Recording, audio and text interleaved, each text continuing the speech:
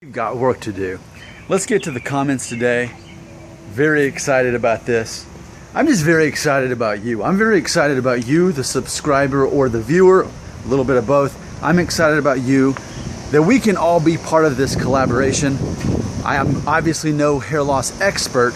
I am just simply a host that is hosting this ongoing conversation about hair loss as if it were a message board.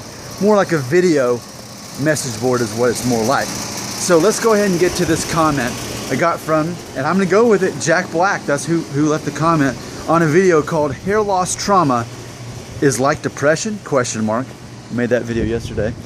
So here's an excerpt. It was a great comment. The full version is better, but I had to edit it for time's sake. Here we go. Quote, I'm a 21-year-old college guy and my temples are slightly receding. It used to bother me all the time. I bought a hair clipper and took it down to a number 2. It was the most liberating and empowering thing I've done.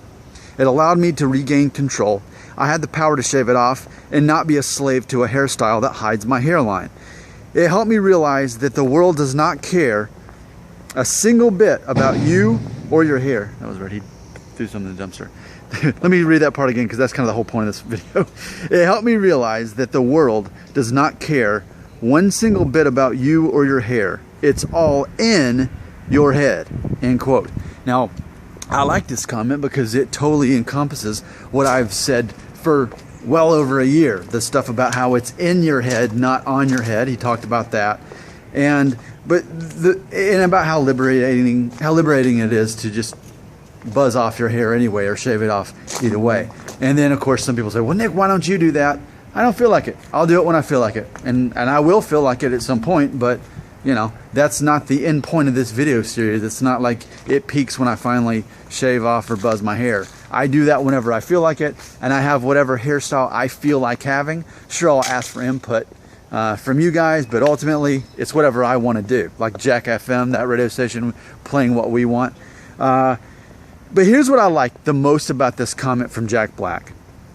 And it sounds dark at first, but don't take it that way. Take this as a positive. Let's look for the positive, because I know that Jack Black doesn't mean as negative. I think he's on the same page as me. He's being positive and optimistic about this. Let's read this. This actually makes it the third time in this video I've read this part. Quote, it helped me realize, this is the quote. Quote, the world does not care one single bit about you or your hair, end quote. The world does not care one single bit about you or your hair. Now, let's talk about that for a moment, because here's what I don't want. I don't want people saying, oh, you're, implying that people don't care about me and no, not quite the opposite. A lot of people care about you, and I'm one of them. I care enough about you to make these videos every day and talk about hair loss. And of course, yeah, sure, I make money on the side from it, but you could say the same thing about a doctor or a firefighter or a policeman. They're serving other people, but they're getting paid to do it. How is that hypocritical at all? So the world doesn't care one single bit about you or your hair. I want to fill in the gaps on that just a little bit. Here's the way I want to word it myself. The world doesn't care one single bit about you or your hair. Instead, the world cares what you can do for them. The world doesn't care one single bit about you or your hair. Instead, the world cares about what you can do for them. That's the Nick Shell revised edition of this comment. And I think that we really need to camp out on that. If you want to read any kind of self-help book, or even Dale Carnegie, How to Impress People and Win Friends, all that stuff, ultimately it's going to say the same thing. People are interested in themselves. On Facebook, which I don't actually go on. I have accounts on there and I advertise my stuff on there, but I'm not scrolling through Facebook. I don't have time for that. I'm not doing that, because I know that ultimately, even what Facebook is, it's about people saying, look at me, look at me, look at me. When tragedies happen in the world, they'll change their profile to be the flag of that. But it's basically saying, I'm a good person, look at me. It's all coming down to look at me. There's a stand-up comedian on, he's got a Netflix special, and it's called Thoughts and Prayers. And he talks about how when a bad thing happens in the world, people selfishly make that about them. They find ways to make it about them. On Facebook, when you get a notification and that you see that, oh, it turned red, let me click on this. It's that someone liked what you said, or they liked your photo. And that makes you feel good because it's about yourself. So what do? You like their photo and you like their, because it's all about them. People care about themselves. Okay. Now at the same time, people like to help each other. So it kind of works hand in hand that with Facebook, I help you feel special. You help me feel special. We have to really look at the elementary issue of what's going on in their Facebook, because I think it's a good example of proving the point in this video. And that is, people care what you can do for them. They care about how you can make them feel valued and needed and necessary in society. So really, they don't care about you within yourself. Just you standing there as a person with your hair or your not hair, your shaved head or your long hair, your mullet or your receding hairline, whatever you've got, people don't care about that. What they care about is, how can you help that person? What do you have to offer to that person? Hair is not a part of it. It's not.